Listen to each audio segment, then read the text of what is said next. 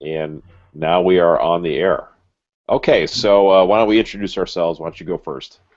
All right, I'm Chris Crogan. I'm an undergraduate student at UMass Dartmouth studying computer science and philosophy. Okay, and I am Professor Pete Mandick at William Patterson University, and I teach classes in philosophy of mind and logic and philosophy of science and related topics.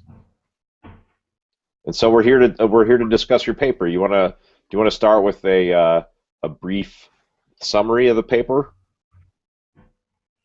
Yeah. So the paper, I believe I sent it in with the title "Minds, Brains, and Contents." It's changed.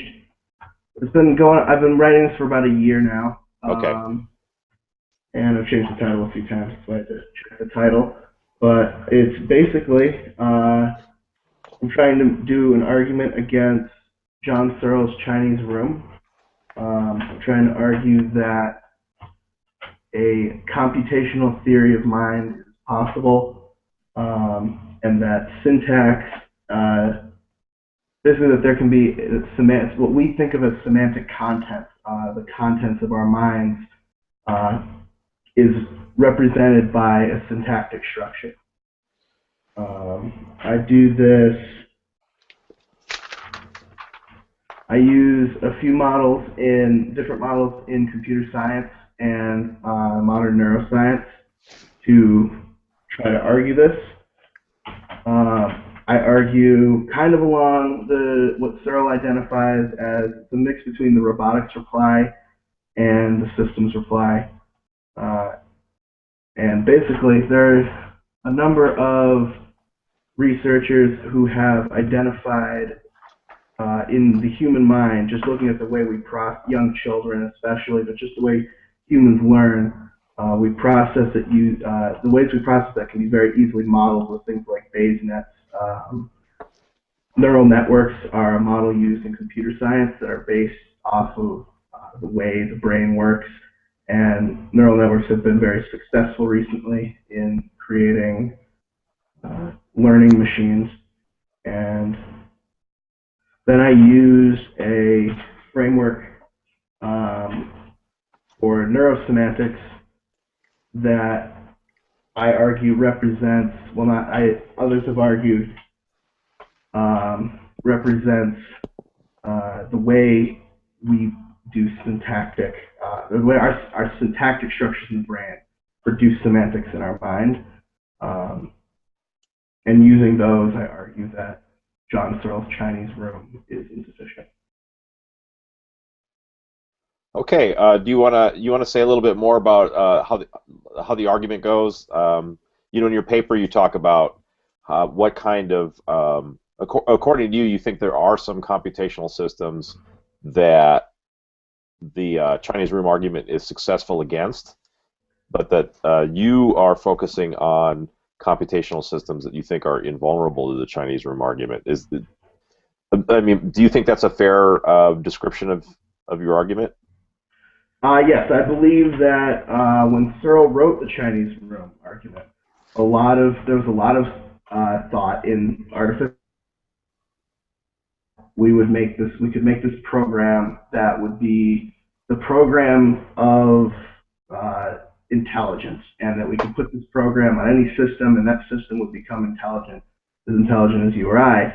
And he was arguing against that, and I do believe that there are necessary requirements before a computational system can be intelligent. And I think Searle was successful in pointing out, for the laptop sitting in front of me, in order to become intelligent, there's a lot it needs to be able to do. It needs to be able to have an intentional relationship with some sort of environment. And what that environment would have to be, what that environment would be, it could be loosely interpreted, but there has to be, for it to be intelligent in a context, it has to be able to interact with that context intentionally. That's the framework for syntactic contents that was presented by Professor Elias' method that I cite in the paper, one of the things he says is that the difference between information and content is that um, the content has to be basically the system has to be able to interact with it. Not really. Right. So, one way to talk about this is in terms of, are you familiar with the classic brain in a vat thought experiment? Yes. And now there's a version of the brain in the vat thought experiment whereby the brain in question has just popped into existence. It has no causal history. It is just, if you think of a brain as a finite number of atoms, then you can calculate the probability that such a number of atoms will come together and form a brain. There's a non-zero probability. It's not impossible that a bunch of atoms, just like it's not impossible that all the atoms in the air of this room will just at random collect into the corner of the room, and then I would suffocate because there's no air where I need it to be. There's a non-zero probability that the atoms will do that at random. There's a non-zero probability that a bunch of carbon and hydrogen and oxygen in my backyard will just spontaneously form a brain that is intrinsically the same as my brain. And as far as what's going on internally, it's similar to what's going on in my brain. And there's one way of thinking about what semantic content is that it depends on certain kinds of causal relations to the environment, maybe historical causal relations to the environment, and this hypothetical, spontaneously arising brain wouldn't have those historical relations. And so even though the brain that just popped into existence is, in terms of internal structure, just like my brain, it isn't able to think about things like, for example, sandwiches or Ferris wheels, because it hasn't had the appropriate causal history that would relate it to actual sandwiches in its environment or actual Ferris wheels. So even though I might be thinking about maybe one day going on a Ferris wheel and eating a sandwich, the brain, according to a certain approach to psychosemantics or neurosemantics, this spontaneously arising brain, it wouldn't have that intentional content. I'm kind of curious, what do you think of that kind of brain in a vat thought experiment? Do you think that the relations to the environment that are crucial for semantic content wouldn't be instantiated in this spontaneously arising brain? To be honest, I don't know exactly how to respond to thought experiments like that. I'm kind of on the fence. Okay. Because the way from the way I see it, it would depend on how the brain works and things about the brain that I don't fully understand. But I would say it's definitely an interesting question. I'm not sure if I have an answer to that. So there's one way of describing the sorts of issues that that your paper is about, and that the Searle argument concerns, and that is in terms of the vocabulary that you were using just a little bit ago of syntax and semantics. And you can frame this question about whether whether there's any set of syntactical relations or syntactical operations that would suffice for there to be semantics. So, I think maybe lots of people might agree that not just any old syntax will do. Just because you have some kind of physical system that you could describe as following certain rules or having certain kind of rule-governed behavior, that might suffice for syntax, but that wouldn't automatically suffice for semantics. But the one way of framing the question of whether artificial intelligence is possible is whether there's there's like at least one syntactic system that, in virtue of having the particular kind of syntactical operations that it has, would thereby suffice to have um, semantic content. And now, I mean, this raises a whole bunch of questions, and one of them is, well, really, what is syntax? And one way of thinking about what syntax is supposed to be is in terms of something like intrinsic structures and causal relations between parts of an intrinsic structure. So, for example, if we think about the robot reply to the Searle argument, the robot reply says, well, the Chinese room by itself, that wouldn't have any kind of that wouldn't give rise to any semantic content. But if you took the Chinese room and you stuck it in a robot so that it was the things that were going on in the room were responding to inputs that were coming in through cameras, and the things that were going out of the room were ultimately driving arms and legs and allowing this robot to move around in its environment. Then you would take the Chinese room, and it would be embodied, and it would be embedded in an environment. It'd be responding to an environment. And so, like, one thing you might say is that in the Chinese room prior to being stuck in the robot and the Chinese room after the robot, in each case you've got the same set of syntactic relations. One way of thinking about what syntax is it's just the set of relations between the symbols that are inside the room, and there's no difference about those intrinsic structural properties of what's going on inside of the room. What changes is that when you take the room and you stick it in the robot, now a symbol is ultimately being caused because the robot's camera is pointing at a tree instead of pointing at a river or a stream. And in virtue of these kinds of causal relations that lead to the outside of the robot's body, this inner syntactic item now takes on this semantic content. But the inner syntactic item, it's not doing anything different than it would have been or could have been doing prior to sticking the Chinese room into a robot. So one way of thinking about what syntax is, it's the sort of stuff that would be going on in the Chinese room, regardless of whether the Chinese room was inside of a robot or not.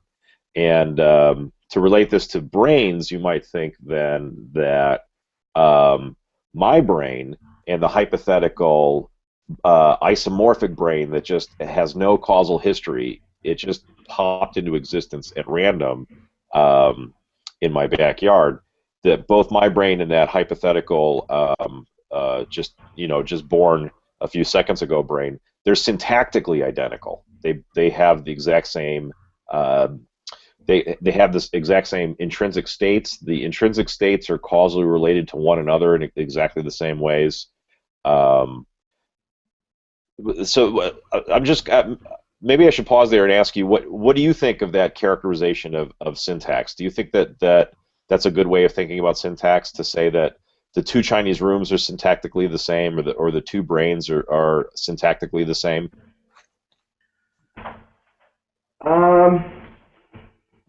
Yeah, I think that would be fair to say that they are syntactically the same. So now if you were to say that, and you were agnostic about this, so just to be fair, but if you were to say that the brain that's in a body and has a certain kind of causal relation to an environment, it gives rise to semantic content, but the just born brain doesn't. or if you similarly were to say that unless you stick it in a robot body, a Chinese room is not going to give rise to semantic content. One way I mean, you may not be committed to that view. You said you were kind of agnostic about the brain case that I gave you. But if you were to say that just the unembodied Chinese room or the brain that had no history, they wouldn't have any semantic content. But the other brain, the brain that was in the body and the robot, they would have semantic content.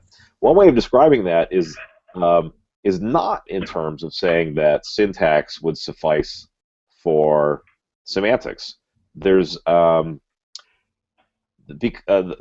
it's syntax plus something else, but it's not syntax by itself, because we're describing this in such a way that syntactically the two Chinese rooms are identical, and syntactically the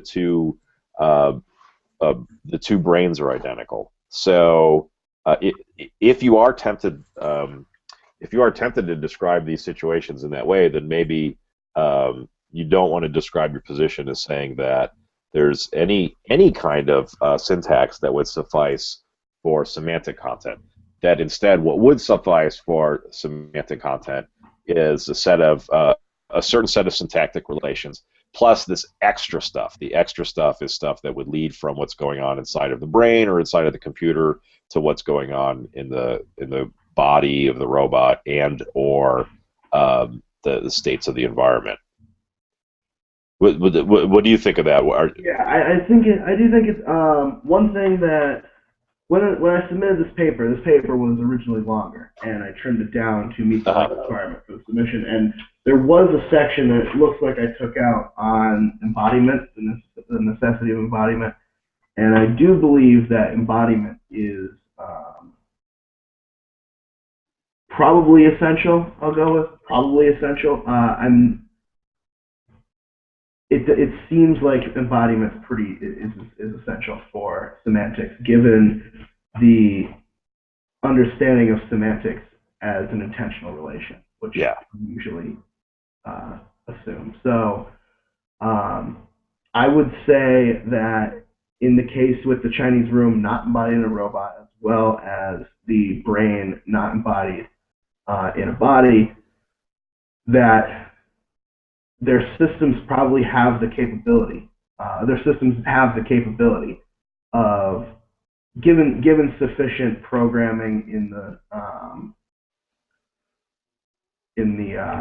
the Chinese room, and given in the program, given sufficient conditions in the brain, they would have the ability to produce semantic content if they had the embodied ability to gather those inputs and get, like, the input. The body is essentially the input-output system. Yeah. Everything we know about the environment, everything that goes into the brain comes from our senses and our interaction with the environment, and our outputs are behaviors. So without either of those things, it wouldn't be able to. It wouldn't be able to do anything, because input-output. So, one thing I wonder about your arguments is what would Searle say about them? Would he throw up his hands and say, "Ah, you got me," or would he have some kind of counter argument? And I'm betting that he probably would have some kind of counter argument. That's usually how it goes in philosophy, right? No one is ever convinced of anything. I'm sure he could come up with something by anybody.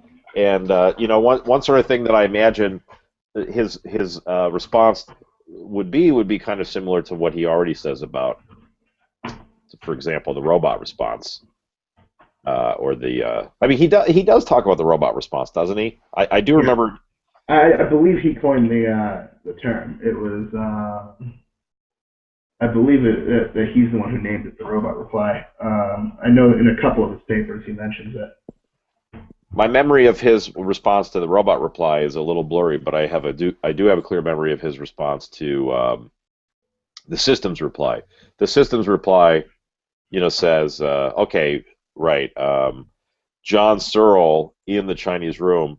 John Searle doesn't understand Chinese, but the whole system does understand Chinese, and the whole system is this larger thing that has John Searle as just a proper part. The larger thing includes, in addition to John Searle, it includes the rule book that he's consulting. It includes the various Chinese symbols that he's looking at. It includes the symbols that are coming in through the input slots and the symbols that he's sending out through the output slots. And his response to that systems reply that says the whole system that has intentionality or understanding. He says, well, I can imagine internalizing all of that. So instead of writing things down on pieces of paper, I just memorize all that sort of stuff, so that when in theory, it's possible for me, John Searle, to memorize all the rules in the book, including all the illustrations that are in the book, so that when you show me a Chinese character, I can just think back through my memory palace like Sherlock Holmes and find the right symbol and find the right instruction that will lead me in my memory palace to the other room where I get the other symbol, and then I write the correct answer on a piece of paper. I could do all of that. It's happening inside of me, and so now there isn't this external thing that you could say is the whole system that of which I'm just a proper part. I am the whole system, and I still don't understand Chinese. I'm doing all the things that a functionalist or a AI advocate would say would suffice for understanding Chinese. I'm doing all those things, but I still don't understand Chinese. I don't quite recall what the robot. What was his reply to the robot? The robot From my response. memory, it was pretty similar to the reply to the system's reply. Was it that he just imagines what? It was the robot reply. Basically, so with the robot reply, everything the Chinese symbols are encoding, essentially encoding sensory data, and I could be wrong on this. I could be misremembering. And he's like the pilot of the robot, right? And so Yeah. he's doing all the stuff that would allow the robot to, from the outside observer, it seems like the robot understands Chinese, but on the inside there is no Chinese understanding. On the inside, there's just John Searle, like the little green guy in Men in Black. There's that one. They open up that like robot's face, and there's like a little green alien driving the robot. Yeah. That's John Searle. He's little green philosopher, John Searle, and so I'm inclined that if we're remembering the robot reply correctly, I'm inclined to think that Searle would just press that reply again against your favorite computational systems. He would say, I don't care what kind of computer you're talking about. If it's not a brain, then it's still a computer, and I could do all those things that the computer is doing. It doesn't matter if you stick it inside of a robot or not. I could do all the things that it's doing, and I still wouldn't understand Chinese. And so, therefore, whatever it is doing, that doesn't suffice for understanding Chinese. I suspect that that's what he would say. Yeah. I suspect as much as well. My counter argument would be that one of the difficulties with the robotics reply is that we're essentially no longer talking about understanding Chinese, because to view the robotics reply, to view the system within the scope of the to view a robot within the scope of the Chinese room, what's coming in are Chinese symbols. That information is coming from the robot sensory systems, which have themselves taken in information about the environment and encoded it into something. And if that encoding is Chinese symbols, that doesn't mean the encoding doesn't have to have anything to do with with the original input, as long as the system can decode it, and from that decoding, gain an understanding of the original input. So it's essentially functional, where it doesn't really matter how it's encoded, because as long as you can go from A to B and back to A, uh, it works. The system works. Um, and that's where the framework, the content framework that I talk about here comes in, where I use as an example, and I got this from a couple of other guys, Parisian and Staggered use the Elias Smith framework in the context of Stanley, the robot that won the robotic car that won the DARPA Grand Challenge back in 2005, I believe. And they basically argue that using this system, the robot was able to have semantic content by means of, like, if you use this framework. And I agree with their assessment of it, and I use that as part of my argument paper. And basically what the system did was it takes all the sensory information in, and it encodes it and uses a bunch of computers. It uses some uses Bayes networks, which have been seen to be have been compared to the brain for the way we learn. And using all of these systems, it produces information about its world. And it was able to successfully navigate this course. And it did it intelligently, and it represented the world. It created a model of the world, and this representation is at the very least analogous to semantic content. Yeah. So I'm going to keep on trying to pretend to be Searle here and give you a hard time about Stanley the robot. So part of what you're saying is let's shift our focus from understanding Chinese to something else, like, for example, having perceptual contents in response to the environment. Right? Is that right? Is that fair? Yes, I guess. Yeah. And Stanley was a DARPA robot, and I think there's like YouTube videos people can watch of some of these things, right? These are like autonomous, like cars, right? That are able to. The Volkswagen Touareg. I'm sure if you Google Stanley DARPA, you'll definitely find pictures of it. And so let's take, I wonder what would be. If Stanley did have mental states, what would be the contents of those mental states? Would it be something like knowing how to get to the finish line, or recognizing that something was an obstacle? Would it be something like that? Recognizing that this is a road, this is not a road, this is where the road ends. Okay, so now here's how to do something like a Chinese room, or a Searle kind of argument against that. I'm going to change the example kind of slightly, but suppose we had a robot that was programmed to recognize faces,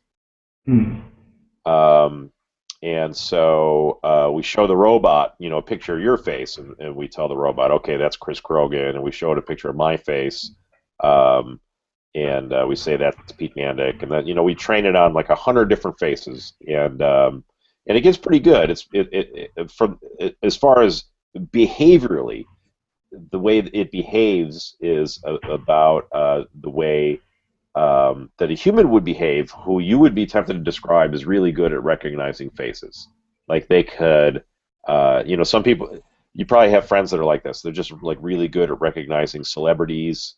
You're like, who's that guy? And they're like, oh, I know, it's John Smith, and they always get it right. They're super recognizers. And so imagine this. Imagine we got around Searle, and John Searle has never laid eyes on you.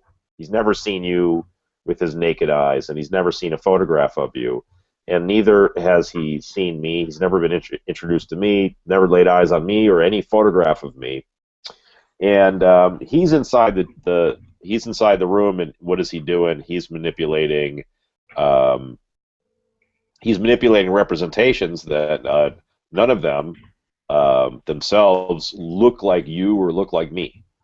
And and he's driving this robot around, and the robot is producing sounds that sound like, the robot points and says, "That's Chris Crogan.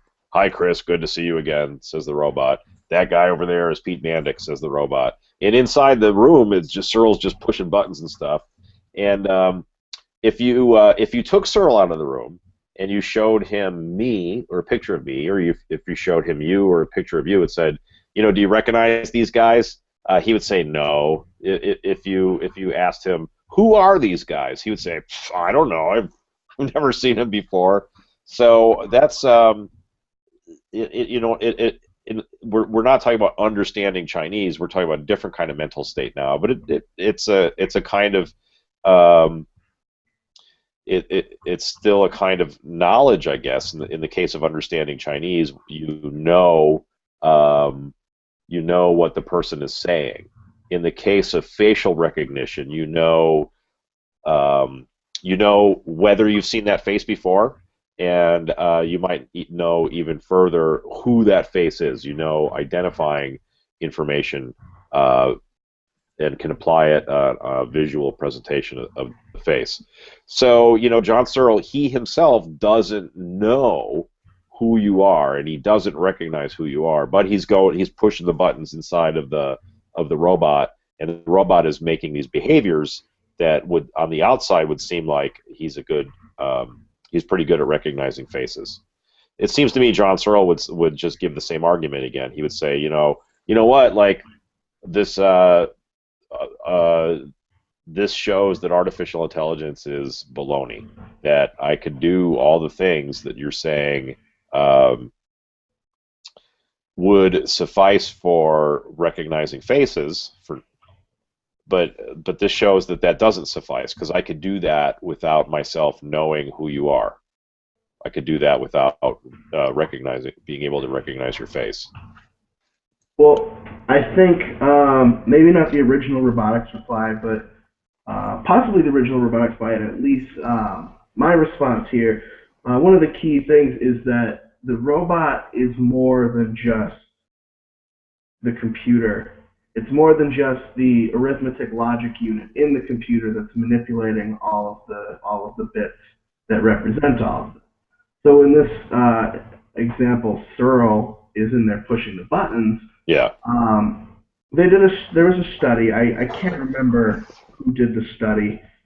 I remember reading about it. There was a study they did that they had people. They were using fMRIs, and they had people push a button. Or no, I don't even know if they pushed a button. They told people to look for. They gave them a bunch of pictures of celebrities, and they said, "Look for Pamela Anderson." And they found a neuron that fired only when they were looking at photographs of Pamela Anderson. It also fired when they looked at the name Pamela Anderson just typed out, and it also fired when they had a sketch that looked like it. But it didn't fire for anything else. Uh-huh. If you look at that neuron doesn't know who Pamela Anderson is. It's firing, telling the brain as a whole who the face is. But it doesn't know. It's just responding to the neurons that are connected to it.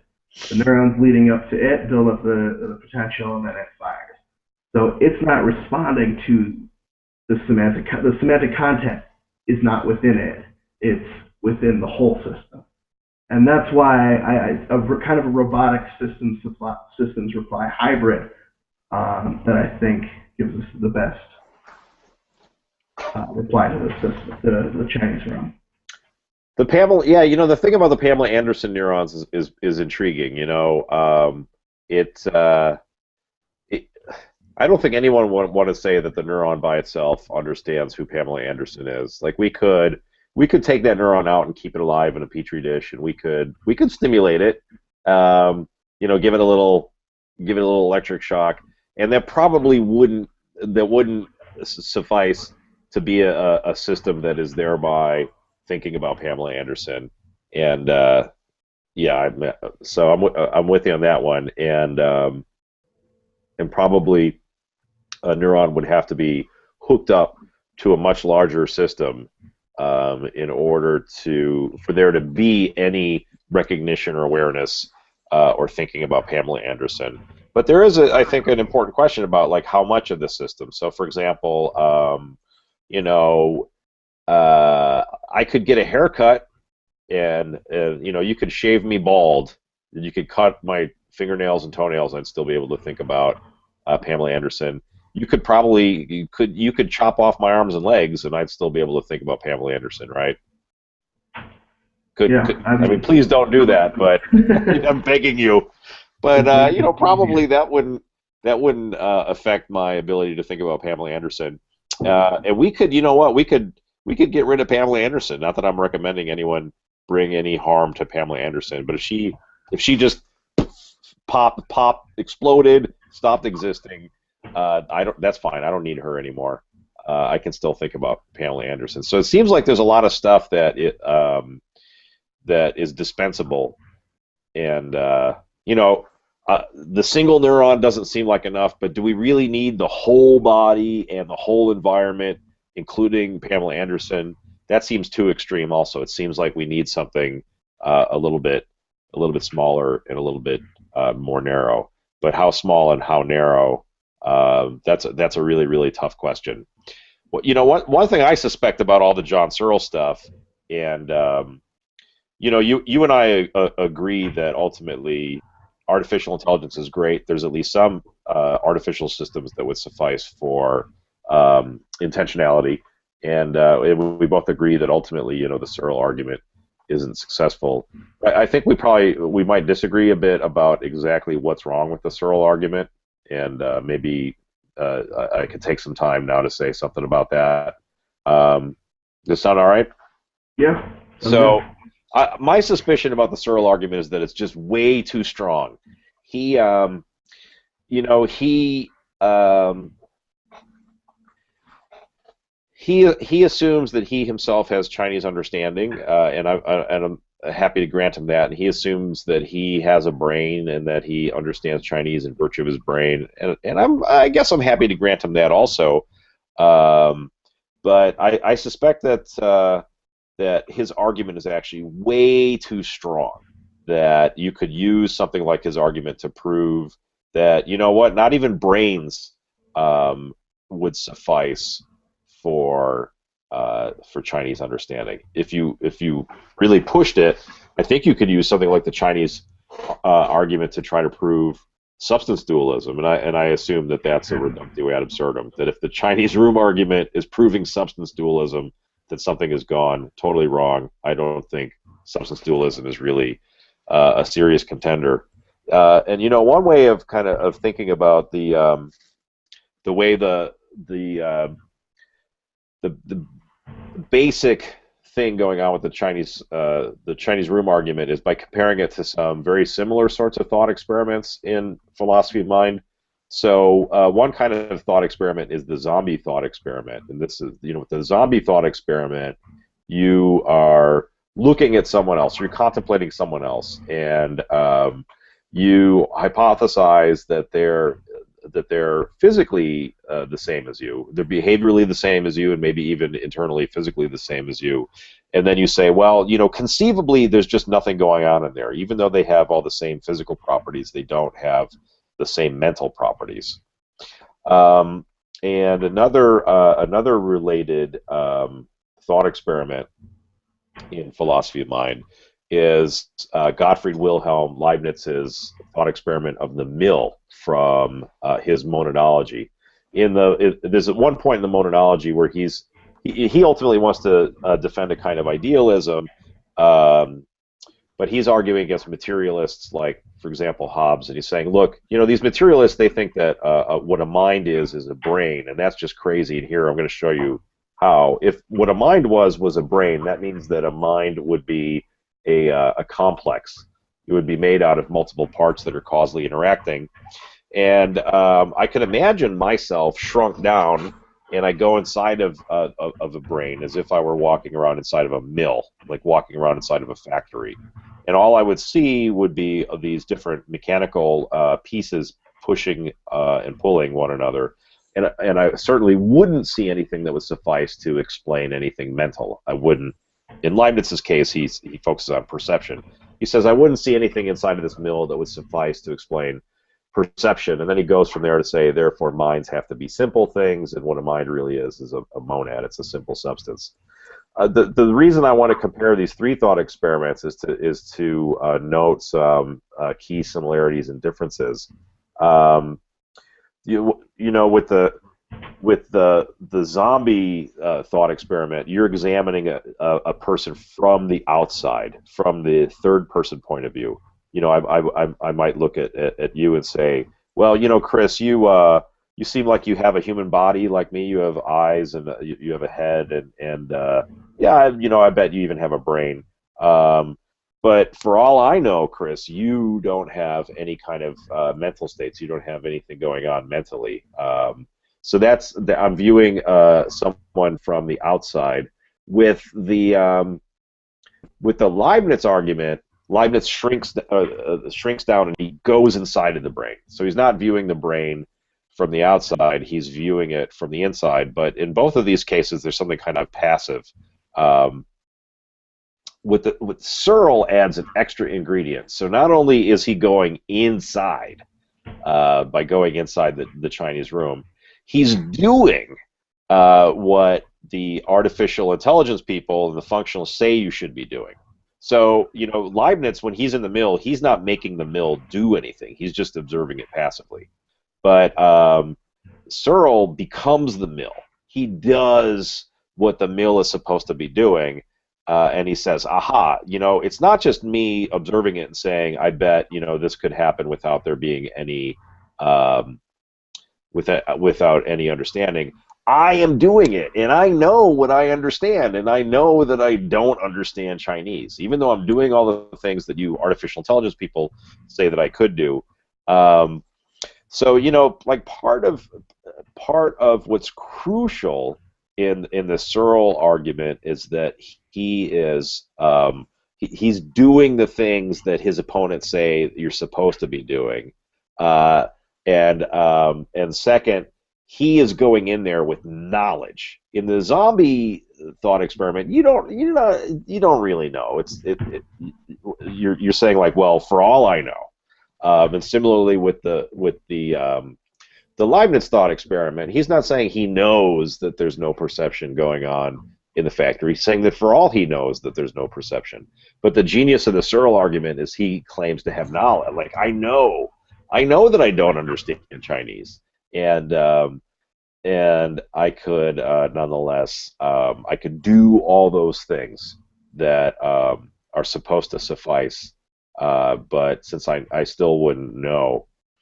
And I think you could take that kind of argument and you could direct it at just plain old brains instead of a functional isomorph to a brain, just a brain. As long as the brain admits of some kind of like coarse-grained causal description, and it could be something pretty fine-grained. It could be something down at the level of molecules or whatever. Whatever you think it is that brains are doing, you could shrink down a Searle and you could have him do all those things. As long as you grant to him in the first place that he knows what he thinks he knows, he can always assert that he could do those things without having the knowledge of Chinese or the knowledge of faces. He could do the things, and so yeah, I think you could whatever you think brains are doing. And by the way, Searle, he claims to love brains, but he never tells us what's so great about brains. He doesn't tell us what brains are doing that computers couldn't do. I think if someone were to commit and were to say what brains are doing, then you could bring in a version of Searle that says, you know, I could do that too without understanding Chinese. And I think really the right way to respond to the Searle arguments is to just not grant that he has that kind of knowledge. And what's the kind of knowledge that he claims to have? He claims to, number one, know the inside of his own mind. And further, he claims to know the inside of his own mind across a wide range of counterfactual situations. So it's one thing to say like I know right now what I'm thinking. So like right now I know I'm thinking about my coffee cup. But it's another thing to say that I know that I would be thinking about my coffee cup if I was surfing on a wave of lava while standing on a titanium surfboard. Like that's a counterfactual situation. That's so that's a much stronger kind of knowledge than simply asserting knowledge of what's going on in the actual situation. So Searle is claiming to have a very strong kind of knowledge about his own mental states, and further, he's claiming that he knows what his knowledge would be across this wide range of counterfactual scenarios, really crazy scenarios in which he is, doing all of the stuff that anybody plausibly would say that a so-called Chinese understanding computer program would need to do, even if it is a lookup table instead of a neural network program. It's still going to be incredibly complicated, and it's just kind of a little bit ridiculous to think that Searle could do that in the first place. In the old-fashioned version of the room where he still has a book and the papers, but it's even more ridiculous in the version where he internalizes it. He memorizes the rule book and he memorizes the papers. So that's like this really, really, really far out scenario, and I don't think we should grant him that he still is an authority about what he would know. I think the way to think about this is to say that kind of first person methodology where you focus on what's going on the inside of your own mind and then try to reason about counterfactual scenarios. I think we should just say, you know what, that's garbage. Forget about that. Forget about the Chinese room. Let's think about intentionality from a third person point of view. And so, this brings us back to the sorts of stuff that you and I agree about. So, the kind of neurosemantic approach that Chris Eliasmith favors, or the kind of approach to artificial intelligence where you say, like, yeah, Stanley, the DARPA, what was it, Volkswagen, Yeah. the DARPA mobile. Stanley the DARPA mobile. Yeah, Stanley has got intentional content. Stanley has knowledge. What does Stanley know? Stanley knows how to win the race. Stanley knows how to avoid obstacles. Stanley might be able to recognize that something is an obstacle and maybe thus, in some sense, have a concept of an obstacle. So it's got a certain kind of conceptual or propositional knowledge. It knows that. It knows that it has finished the race. It knows that the thing that it's looking at is an obstacle. And the criteria that we apply to Stanley are very much the criteria that we apply to one another. They're criteria that are answerable to these sorts of third-person accessible pieces of evidence. They're largely behavioral criteria. That's how we know. And the first person access that we have actually plays a relatively small role in propping all this up. And maybe I might even go so far as say something extreme that we do that afterwards. Like the people learn how to talk about themselves and have some kind of grasp on their own mental states after they are first conversant in these third-person applications of mental states. So I think that's the way to go against Searle, is to just kind of hit the ground running, blowing him off. and the thing to blow off is to blow off this this kind of very strong first personalism, where you grant to Searle that he does know what's going on in his own mind in such a strong way that it's generalizable across a wide range of counterfactual scenarios. We just say, no, sorry, you don't know that. But what we do know is that of one another that we have mental states. We do know that. We know, look, I know that you have a mind and that you're intelligent and you're not just a lookup table. I know that. And how am I able to know that? Well, it's not because I scanned your brain, Chris. I didn't check to see if you have a brain. You might just have a bunch of microchips going on in there. You might be a cyborg. I don't care. It's fine by me. I'm not a chauvinist. And so that's the way I think ultimately, about the big items you and I agree on. but I think that we disagree about exactly what's wrong with Searle. Yeah, and I mean everything you just said sounded made sense. Especially the I completely agree with you on the fact that if Searle, the idea of memorizing this rulebook. In the argument, he says the rulebook is sufficiently complicated, or should be as sufficiently complicated as we think it needs to be to denote what we think intelligence would be. Well, the computer science people can write some complicated programs, and it would be very difficult to memorize, and possibly impossible to memorize. And if you did memorize it, I think it would completely change the way he viewed. I think it would change the way Searle viewed information if he was able to memorize something of that magnitude. Yeah. So is there anything nice that we could say about Searle? I think that the idea of semantics as a necessity for intelligence is incredibly important, and at the time was probably not given the weight it needed to be. I think that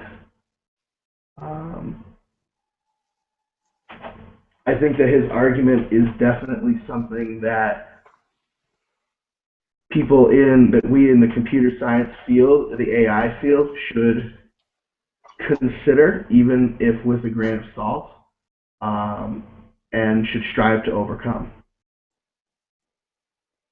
And how about the syntax and semantics distinction? Is that still? I think syntax and semantics should be distinguished, but I'm not ready to accept that syntax. Well, I guess syntax. I do think that syntax with embodiment can lead to semantics. I don't think that syntax without embodiment can. So, yeah, I agree with him on that. Let me ask you a slightly unrelated question, but I think we can tie it in. Would you allow yourself to be mind uploaded? Do you know about mind uploading? I mean, I'm familiar with the concept. Yeah. So we scan your brain.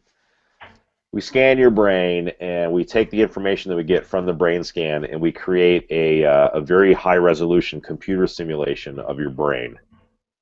So that any question we would ask you, this computer simulation would give the exact same answer that you would give.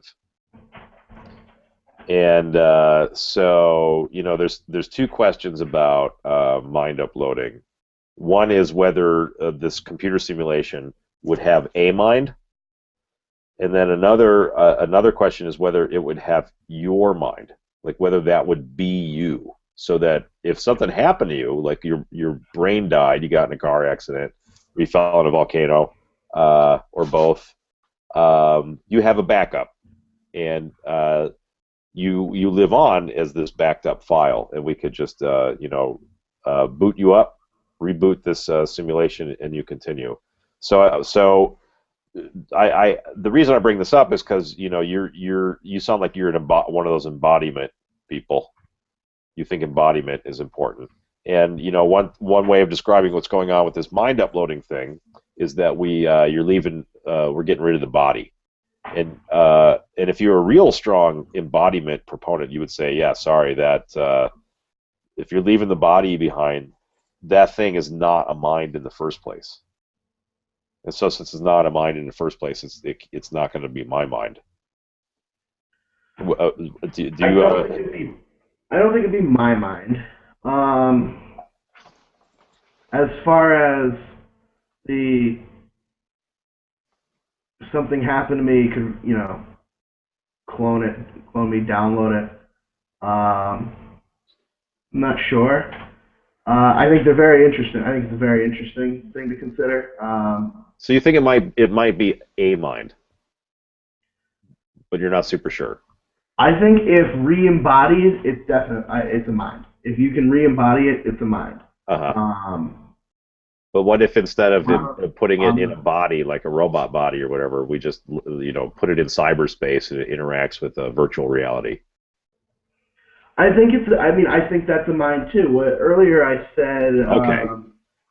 I wasn't earlier. I was kind of stumbling over my words a little bit, and I was talking about environment, how it has to interact with its environment, whatever that might be.